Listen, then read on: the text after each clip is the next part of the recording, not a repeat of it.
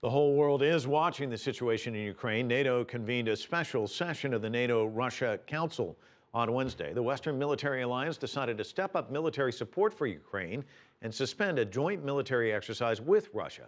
CCTV's Sandra Gathmann has more from NATO headquarters in Brussels. Talks between Russian and NATO ambassadors were as unusually frank as they were tense, as Russia-NATO Council members attempted to discuss ways to de-escalate tensions in Crimea. NATO members decided that military cooperation with Moscow would not carry on as usual. We have suspended the planning for our first NATO-Russia joint mission.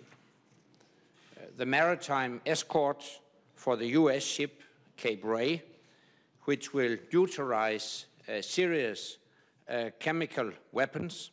We have also decided that no staff-level civilian or military meetings with Russia will take place for now. The alliance also decided to provide more support to the Ukrainian military with joint training and exercises. But Russia's envoy to NATO, Alexander Grushko, described NATO's decision as reminiscent of Cold War-like tactics. This meeting proved that NATO still has a double standards policy, and still Cold War stereotypes are applied in regard of the Russian Federation. When asked how Russia might respond, Grushko also warned that sanctions could have unintended and undesirable consequences. But while military tension remains high between Russia and Ukraine's Western allies, this crisis is at its core a political one.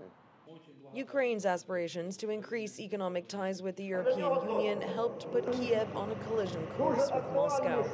Even with Russia's military intervention in Ukraine, the European Union has pledged an €11 billion package of measures to help the country's debt-ridden economy.